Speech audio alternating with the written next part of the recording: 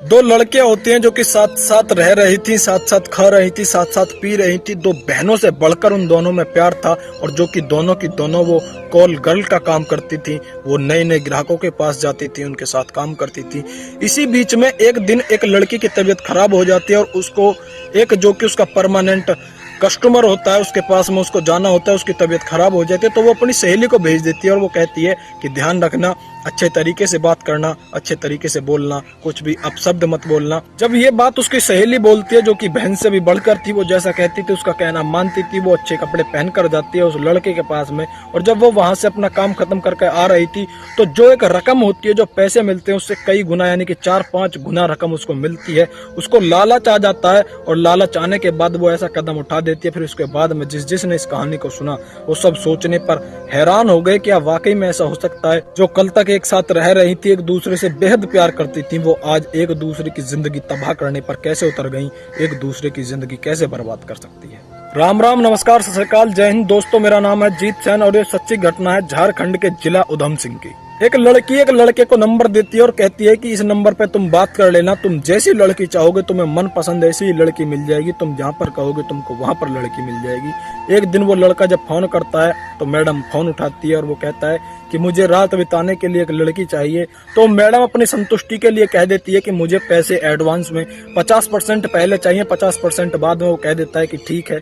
वो मैडम कुछ रकम जो होती है वो उससे थोड़ी सी ज्यादा बता देती है। वो लड़का भी कह देता है कि ठीक है, कोई बात नहीं। वो मैडम जब फोटो भेजती है, करीब 10 से 12 फोटो भेजती है, तो मना कर देता है, सबको रिजेक्ट कर देता है। उसके बाद में कहता है कि अगर कोई अच्छी लड़की है तो उसका फोटो मेरे पास भेजो। वो लड़की 4-5 फोटो, वो मैडम 4-5 फोटो और भेजती है। उसके बाद में वो एक लड़की को सेलेक्ट कर लेता है, जगह बता दी जाती है, होटल बता दिया जाता है, वहीं पर वो लड़का पहले से ही मौजूद होता है और वहां पर उस लड़की को भेज दिया जाता है। और जैसे ही वो लड़की उस कमरे में जाती है, लाइट जलाती है और जैसे ही बेड पर बैठे उस लड़के पर नजर पड़ती है तो दोनों की एक दूसरे की सांस अटकी की अटकी रह जाती है।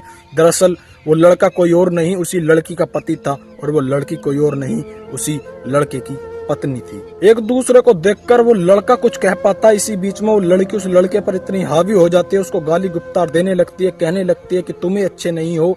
और अपने जो घर की परेशानी होती थी, अपनी जो पर्सनल बातें हो रही थी, वो चीख चीख कर चिल्ला चिल्ला कर उस होटल में हो रही थी। होटल का जो मैनेजमेंट होता है, जो लोग वहाँ पर काम कर रहे थे, वो पास में आते हैं और देखने में वो लोग ऐसे नहीं लग रहे थे कि जैसे गर्लफ्रेंड बॉयफ्रेंड है, वो ऐसे ही लग रहे थे जैसे कि ये पति पत्नी है। इस तेज तेज चिल्ला चिल्ला कर वो झगड़ा कर रहे थे, अपने घर की बातों का जिक्र कर रहे थे। बड़ी मुश्किल से वो लोग उनको शांत कराते हैं और अपने होटल से बाहर भेज देते हैं। जैसे ही वो होटल के बाहर निकलते हैं, वहां पर भी उनका विवाद शुरू हो जाता है, धीरे धीरे जमघट लग जाता है। इसी बीच में पुलिस आती है, पुलिस दोनों को अपने हिरासत में लेती है और बैठा कर शांति से सवाल पूछती है कि बताओ क्या हुआ। तो वो लड़का कहने लगा कि ये मेरी पत्नी है और आज मैंने कॉल गर्ल बुलाई थी और उसकी जगह पर ये आई है, ये कॉल गर्ल का काम करती है। दरअसल कई साल पहले मैंने इससे शादी की थी, लेकिन ये ससुराल में नहीं रहती, अपने पीहर में रहती है। साथ ही जब उस लड़की से पूछा जाता है तो वो लड़की कहती है कि हाँ, मैंने इस लड़के से शादी करी थी, लेकिन अब मैं इसकी पत्नी नहीं हूँ। ये मुझको दहेज के लिए प्रताड़ित करता था, मुझको मारता था, मुझको पीटता था, ये अच्छा लड़का नहीं है। जब पुलिस वाले पूछते हैं कि तुम इससे कैसे मिले, तुम्हारी बातचीत इससे कैसे हुई, तुम्हारे पास तक कैसे हुई, तो पता चलता है कि उस लड़के को उसी लड़की ने नंबर दिया था जो लड़की कल तक उसकी बहन की तरह रह रही थी, उससे बहुत बेहद मोहब्बत करती थी। वो सोचती थी कि किसी तरह वो जिस लड़के के पास में जाती थी, जो परमानेंट उसका कस्टमर था, वो मेरा हो जाए, जो वो पैसे देता है वो मेरे पास आने लगेंगे। अगर मैं इसके पति को बता दूंगी, वो उसके पति को बुला देती है, उसके पति को बता देती है कि तुम्हारी पत्नी ऐसे ऐसे काम करती है। उसके बाद में उस कोतवाली में, उस थाने में उस लड़की को भी बुला लिया जाता है।